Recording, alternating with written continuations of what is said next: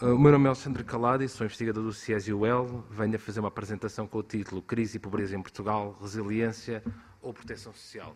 Eu não vou ter PowerPoint, portanto, não vale a pena prestar atenção às imagens. Antes de mais, a apresentação propriamente dita... antes de iniciar a apresentação propriamente dita, gostaria de agradecer o convite à organização, na pessoa do Renato Carmo, e faço em nome da equipa de trabalho que represento, composta também pelo Luís Capucha e pelo Pedro Estevão.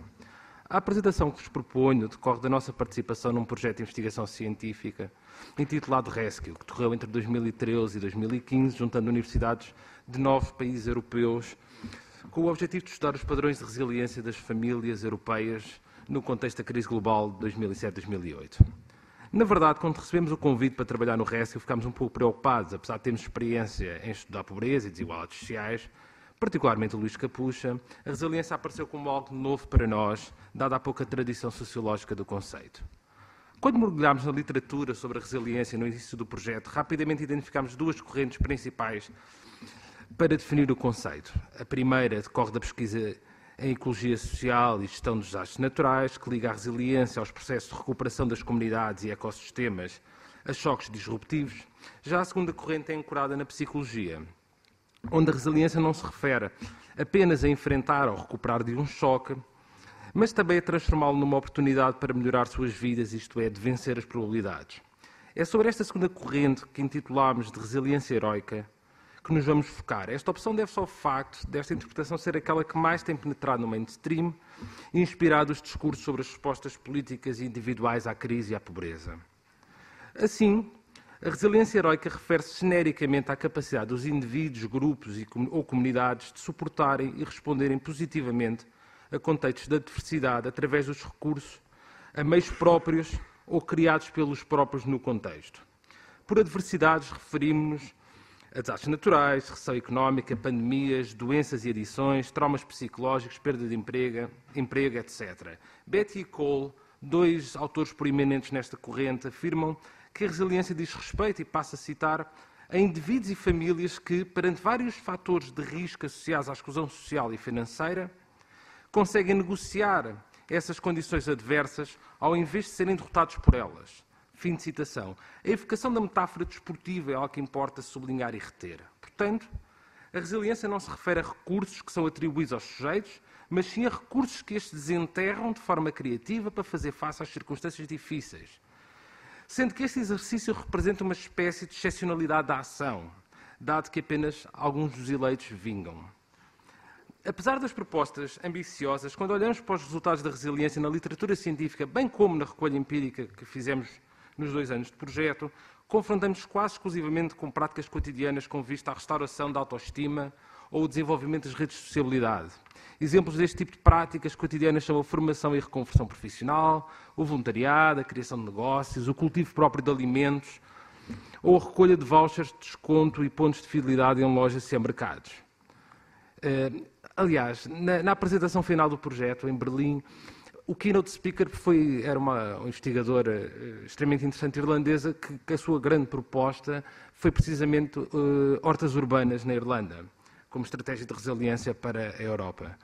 Outra estratégia de resiliência proeminente destacada é o recurso ao apoio das redes familiares e de convivialidade, através do apoio financeiro ou em bens e do apoio domiciliário. Portanto, a família alargada ou a comunidade local são chamados para apoiar a resiliência dos sujeitos.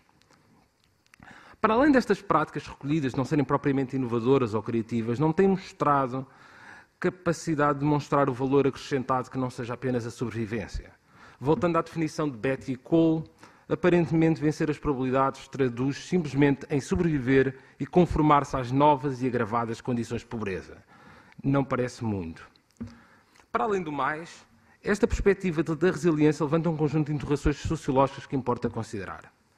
Primeiramente, ela implica a assunção controversa de que o sucesso ou o insucesso das ações dos sujeitos depende apenas do seu caráter ou personalidade. O ónus da responsabilidade da pobreza é assim colocado sobre os próprios indivíduos, menosprezando o papel das estruturas e dinâmicas sociais promotoras de desigualdades. Em segundo lugar, não se situando em nenhum contexto cultural e social específico, a resiliência acaba por misturar o normativismo e o etnocentrismo, em que as soluções são apresentadas como receitas comportamentais que espelham mais os estilos de vida dos investigadores do que propriamente das pessoas afetadas pelo choque.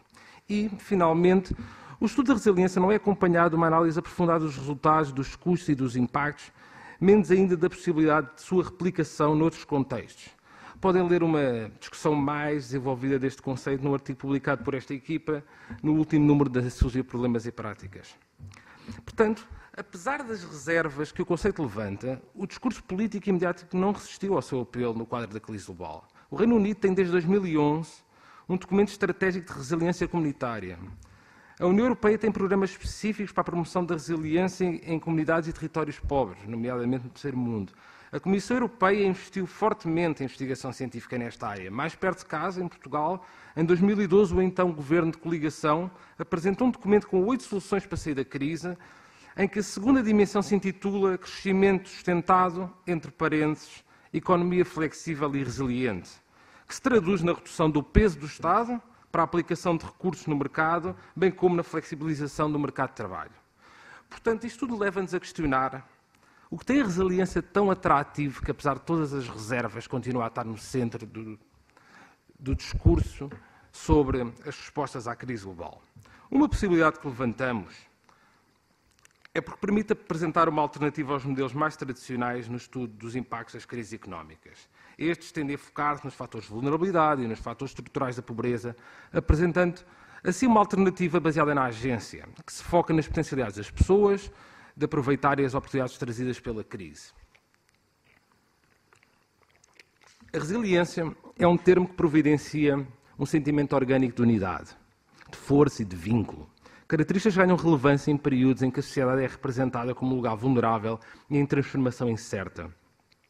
Nesse contexto, é mais fácil fazer o apelo da ideia de resiliência do que de adaptação, na medida que uma remete para uma qualidade inata dos indivíduos e oferece uma perspectiva de um futuro melhor para uns quantos eleitos, enquanto a outra para competências adquiridas e à conformação a contextos de retração de recursos e oportunidades. Por outro lado, a noção heroica de resiliência tem sido também uma ferramenta útil para legitimar a redução das políticas sociais de várias maneiras. Em primeiro lugar, alimentando a ideia de que a resiliência é uma espécie de recurso oculto a ser explorado por políticas públicas. Explorar esse recurso oculto representa uma alternativa pouco dispendiosa, ainda mais comparada com a intervenção do Estado de Providência no combate à pobreza e outros riscos sociais. Em segundo lugar, sugerindo que os riscos podem ser efetivamente abordados, principalmente a nível individual e familiar e com recursos individuais e familiares. Isto pode resultar na minimização da importância crucial da ideia de socialização do risco, algo que constitui o cerne das instituições do Estado de Providência. Por exemplo, o investimento simbólico e financeiro que o governo anterior fez em relação ao empreendedorismo, de tal forma que até criou uma Secretaria de Estado focada no tema, espalha bem essa ideia de individualização do risco como política de emprego. Em terceiro lugar, sugerindo que a resiliência é um atributo desigualmente distribuído entre as populações humanas, naturalizando o insucesso da maioria dos indivíduos. Só faz sentido falar em vencer as probabilidades quando a maioria perde. Neste quadro, as famílias esgotam os recursos que possuem, sejam financeiros ou outros, para poderem resistir a qualquer choque com que se possam confrontar no futuro, o que se traduz num aumento acentuado da vulnerabilidade das famílias, ao mesmo tempo que experienciam a desvalorização do seu estatuto profissional e social. Por exemplo, na amostra no âmbito do projeto, entrevistámos cerca de 30 famílias em situação de pobreza em Portugal. Sendo que estas famílias, pelo menos na aparência, apresentavam uma maior capacidade de responder à crise e aos efeitos da crise. Um dado que se salientou destas entrevistas foi quando fizemos a recolha dos bens e propriedade das famílias. Só em 3 ou 4 casos encontramos algum tipo de propriedade, casa ou carro. E estas eram casos de famílias de classe média que tinham caído subitamente em situação de pobreza. Nos restantes casos, as pessoas não tinham simplesmente nada. As pessoas dependiam, todo o seu recurso dependiam dos rendimentos obtidos durante o mês através do trabalho, através das transferências sociais e através das redes familiares. Em terceiro lugar, a noção heroica de resiliência sugere que... Peço imensa desculpa. Isto leva-nos a concluir que as condições para a reprodução social dos segmentos mais pobres da sociedade estão a reforçar-se, não sendo visíveis melhores perspectivas de futuro nem para os jovens nem para os adultos, os grupos mais afetados pelo risco de pobreza no período da austeridade, e nem sequer para os idosos, que são muitas vezes chamados a assistir à resiliência dos seus familiares.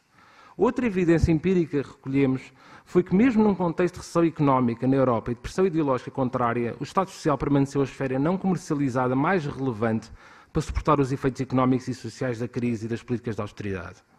Destacamos aqui o papel dos serviços públicos, que tiveram um duplo papel de resposta ao crescimento exponencial das famílias a dirigir-se a estes serviços e de sinalização e acompanhamento dos casos de risco e emergência social, e das transferências sociais, que, apesar dos cortes e limitações ao acesso no período da austeridade, se revelaram fundamentais para muitas famílias não caírem em situação de pobreza extrema.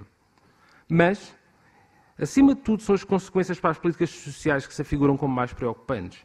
As políticas neoliberais, que estiveram na origem da crise e das políticas de resposta à crise, através da Comissão Europeia e a Troika, introduziram uma lógica de dualização da ação do Estado Social na maioria dos países europeus mais desenvolvidos. Encontramos evidências desta transformação nos processos de refamiliarização e remercadorização da proteção e da segurança social, contrariando um trajeto de implementação de um modelo social europeu que assenta na conciliação entre a solidariedade social e o mercado e na generosidade das políticas sociais, que propunha uma Europa baseada na coesão social e no bem-estar. Assistimos durante os últimos 10 anos a uma crise que foi marcada pela inversão das políticas sociais e pelo retorno da família alargada enquanto garante as condições mínimas de sobrevivência. Isto tem implicações relevantes, na medida em que o esvaziamento do Estado Social traga como consequência a criação de diferenças acentuadas ao nível do acesso e qualidade dos serviços, das oportunidades e dos recursos, criando assim uma clivagem absoluta entre os mais ricos e os mais pobres, bem como o acentuar das desigualdades sociais. Muito obrigado.